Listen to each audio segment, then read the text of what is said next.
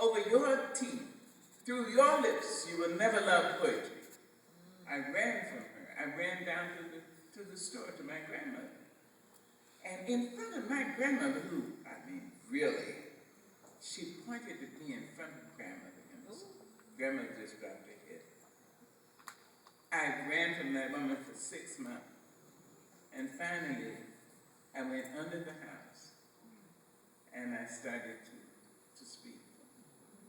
And I found I had left my voice. My voice had not left me. And as you can see, I hardly stopped speaking. But it was poetry. Poetry. I needed to know that somebody had been there before me, lonely before me, called out of her name before me, frightened to death before me. I needed to know that. And the poetry would help you to know that. I would encourage you, any students, please, dears, go to the library. Use whatever appellation you all have agreed upon. Mr., Mrs., Doctor, Mrs., Yo, whatever you all work out. And say, Miss Angelou suggested that you will help me to study some African-American poetry. African-American poetry, not only, I want you to feel free, use Shakespeare, use Emily Dickinson, use Edmondson Vincent Millay, use them all. Walt Whitman, use them. Use Paul Laurence Dunbar, James Weldon Johnson, County Cullen, and Langston Hughes. Use them. They wrote it for you, so that you'd have, as my grandmother said, some starch in your backbone. So please do. I'll just do one poem, one of Paul Laurence Dunbar. He's my favorite poet. But then, I tend to be fickle, so if I stayed another 10 minutes, I'd choose him. Now, you know Mr. Dunbar wrote in both the standard English and in the English of the plantation. This is the English of the plantation, this one.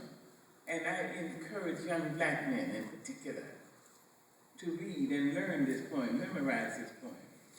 Paul Laurence Dunbar wrote this in 1892, a black man speaking to his son. Little brown baby with sparkling eyes, come to your papa, sit on his knee. What you been doing, son, making sand pie? Look at that feel good, dirty me. Look at them hands. That's molasses out there. Come here, Marianne. You know that bees don't get you and eat you up yet, being so sticky and sweet. Goodness name. Little brown baby sparkling eyes, who's Papa's darling? Who's Papa's trying?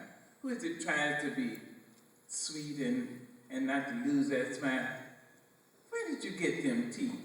Boy, you a scam. Where did the dimples come from in your cheek? Oh, Papa don't know you. I believe you're a tramp. Mama, here's some old tramp around here trying to get in. We don't want no tramp hanging around here. Let's give him away to the big booger man. I know he's hanging around here somewhere. Booger man, come in the door. Here's a little boy you can have for to eat. Papa and Mama don't want him no more. Just gobble him up from his head to, I knew that would make you hug me up, Clay. You go away, old booger. You shan't have this boy.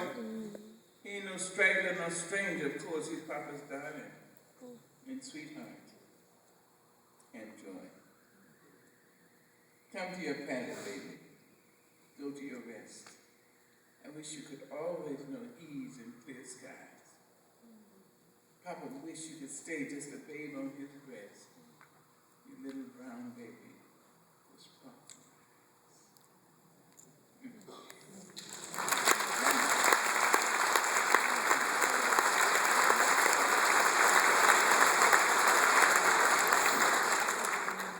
I had to do one last Dunbar.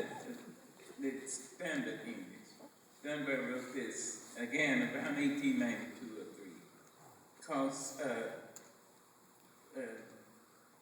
when I think about myself, I've taken, from this poem, I've taken 2 titles titles of 2 books and maybe a third. When I think about myself, oh my goodness, seems like, oh, you see, I've got about 4 Dunbars all that together in my brain. Oh, I just do it again. I'm not going to do it. It just refuses to come. So I'll do another. This is Dunbar. He wrote, this is again in the plantation lingo. This is a poem called A Negro Love Song. It really is a woman's poem. It could have been written last week for Queen Latifah.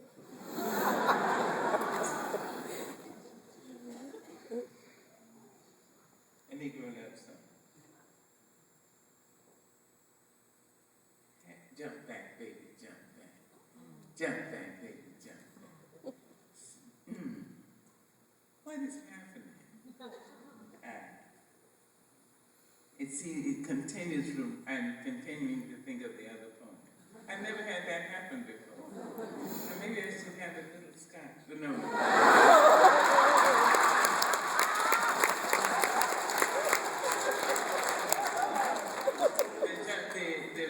The Negro Love Song has seen my lady home last night. Jump back, honey, jump back.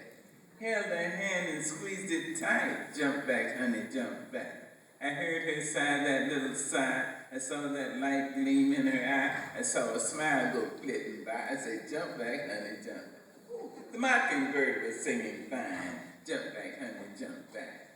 And my heart was beating so that when I reached my lady's door, I just couldn't bear to go.